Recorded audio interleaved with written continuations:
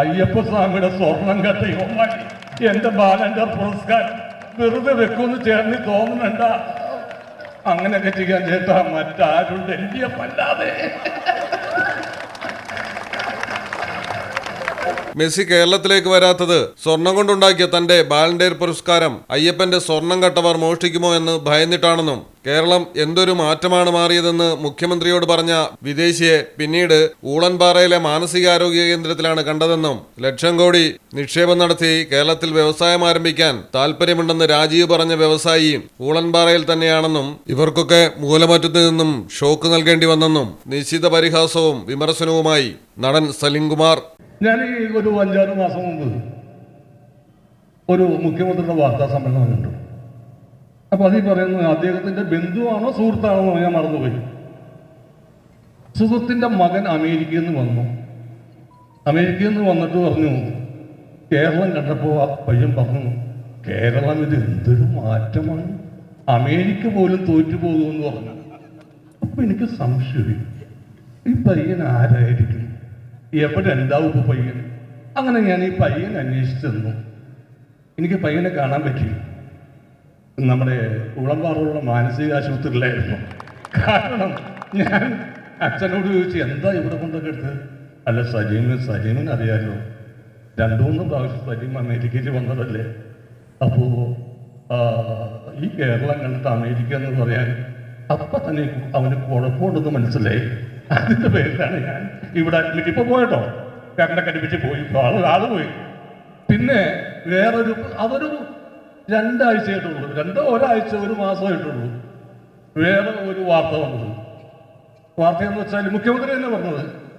അപ്പോൾ പി രാജീവ് അദ്ദേഹത്തോട് എന്ന് പറഞ്ഞു, ഒരു വ്യവസായി വന്നിട്ടുണ്ട് കേരളത്തിൽ പണം മുടക്കാൻ വേണ്ടിയിട്ട്. അപ്പം മുഖ്യമന്ത്രി കഴിച്ചു എന്ന് പറഞ്ഞാൽ നിസ്സാരമല്ല, പൈസ മുടക്കാൻ വേണ്ടി വന്നേന്ന് കഴിച്ചു. അങ്ങനെ ഈ വ്യവസായി വന്നു. ഈ വ്യവസായിക്ക് പേരില്ലട്ടോ, പേര് പറയില്ല പുള്ളി. പയ്യനും പേരും അഡ്രസ്സൊന്നുമില്ല, വ്യവസായിക്കും പേരും അഡ്രസ്സൊന്നുമില്ല. അപ്പോൾ ആ വ്യവസായി വന്നു. അപ്പോൾ എത്ര രൂപയാണ് മുടക്കാൻ ഉദ്ദേശിക്കുന്നത്? 3 ലക്ഷം കോടിയാണെന്ന് പറഞ്ഞു. അപ്പോൾ പുള്ളി ഞെട്ടി, മുഖ്യമന്ത്രി ഞെട്ടിയിട്ട് എന്താണ് ഈ കേരളത്തിൽ 3 ലക്ഷം കോടി മുടക്കുന്നത് എന്താണെന്ന് ചോദിച്ചു.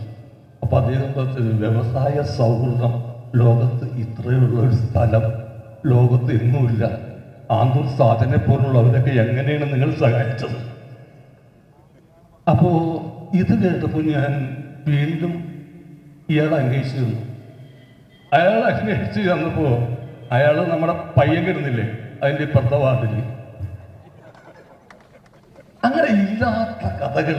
അപ്പോൾ ഡോക്ടർ പറയണം, മൂലമറ്റത്തുനിന്നുള്ള പവർ വെച്ച് ഷോക്ക് കൊടുത്തിട്ട് തീർന്നില്ല, ഇനി കഠിനംകുളത്തുനിന്ന് മറ്റേ താപനിലയ്ക്ക് നിന്ന് വൈദ്യുതി വന്നാൽ ഇയാളുടെ ഇത് ഭ്രാന്തി മാറുള്ളൂ എന്ന് പറയാം. അങ്ങനെ ഓരോ ദിവസം തോറും ഓരോ തളും. തോമസ് ഐസക് ഡോക്ടറാണ്. കലാകാരന്മാർ ഇപ്പോൾ അവർക്ക് കോമാളികളായി മാറി. അപ്പം ഞാൻ വിചാരിച്ചു, ഇങ്ങനൊരു ഡോക്ടറല്ലേ, ഈ സാക്കൾ തള്ളമാർ ധനതത്വശാസ്ത്രത്തിൽ ഡോക്ടറാണെന്നാണ് ആള്. അപ്പം അങ്ങനെ ഒരാളിങ്ങനെ പറയുമോ? ഞാൻ വീണ്ടും അന്വേഷിച്ചു എന്തിലാണ് ഡിഗ്രി എന്ന്. അപ്പോഴാണ് കയറുപിരിയിലെ തരികിടകൾ എന്നാണ് അദ്ദേഹത്തിൻ്റെ ഡിഗ്രി. പിന്നെ അതല്ലേ പറയാതെ എന്താ ചെയ്യുക? കായിക മന്ത്രിയുടെ പേരിൽ വേറൊരു തളവ് നിങ്ങളൊക്കെ കേട്ട് കാണും. മെസ്സി വരും കേട്ടോ, മെസ്സി കൂടെ വരും, കലൂർ സ്റ്റേഡിയത്തിൽ വരും. കലൂർ സ്റ്റേഡിയത്തിൽ വന്നിട്ട് കൈരളി TV-യിൽ കോമഡി ഷോ അവതരിപ്പിക്കും. അങ്ങനെ പല ഇതുണ്ടായിരുന്നു. അവിടെ പണിയുന്നു, ഇവിടെ പണിയുന്നു. അപ്പോൾ മെസ്സി ഇവിടെ വരും, ഇന്ത്യയിൽ വരികയും ചെയ്തു. ആന്ധ്രാപ്രദേശിൽ വന്ന്, ബോംബെയിൽ വന്ന്, ഡൽഹിയിൽ വന്നു. അപ്പം ഞാൻ മെസ്സിനോട് ചോദിച്ചു, മെസ്സി എന്താണ് കാരണം? താൻ ബോംബെയിൽ വന്നു, ഹൈദരാബാദിൽ വന്ന്, ഡൽഹിയിൽ വന്ന്, ഞങ്ങളുടെ കേരളത്തിൽ വരാൻ എന്താണ്? അപ്പം അദ്ദേഹം എന്നോട് പറഞ്ഞു, ചേട്ടാ വേറൊന്നും വിചാരിക്കരുത്, കേരളീയരോട് ഒരു ദേഷ്യമില്ല. എനിക്ക് 8 ബാലൻഡർ പുരസ്കാരമുണ്ട്. ബാലൻഡർ പുരസ്കാരം അറിയാലോ, ലോകത്തിലെ ഏറ്റവും മികച്ച ഫുട്ബോളർക്ക് കൊടുക്കുന്ന പുരസ്കാരമാണ്. അത് 8 സ്വർണ്ണ പന്തുകളാണ്.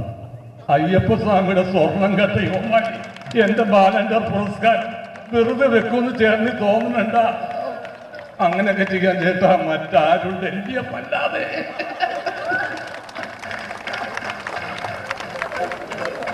പറവൂരിലെ UDF തെരഞ്ഞെടുപ്പ് കൺവെൻഷനിലായിരുന്നു മുഖ്യമന്ത്രിയെയും മന്ത്രി രാജീവിനെയും തോമസ് ഐസക്കിനെയും നടൻ സലിംകുമാർ പരിഹസിച്ച് പഞ്ഞിക്കിട്ടത്. മലയാളം ടെലിവിഷൻ, കൊച്ചി. കടലിന്റെ സൗന്ദര്യം ആസ്വദിച്ചുകൊണ്ട് ഒരു ലക്ഷറി ക്രൂയിസിൽ പോയാലോ? മിനാർ ക്രൂയിസ്, കൊച്ചിൻ. എല്ലാവിധ സുരക്ഷാ മാനദണ്ഡത്തോടു കൂടിയുള്ള ഒരു ആഡംബര യാത്ര, അതും കൊച്ചിയിൽ. യാത്രയ്ക്കൊപ്പം ഭക്ഷണവും വിനോദ പരിപാടികളും, business meetings, family gathering, birthday parties, college trips, അങ്ങനെ പലവിധ ഗ്രൂപ്പ് ആക്ടിവിറ്റീസിനും പ്രത്യേക പാക്കേജുകൾ. Live DJ, live music performance, magic show, mentalism programs. Minar cruise, Cochin. Phone 8089021666, 7034191993.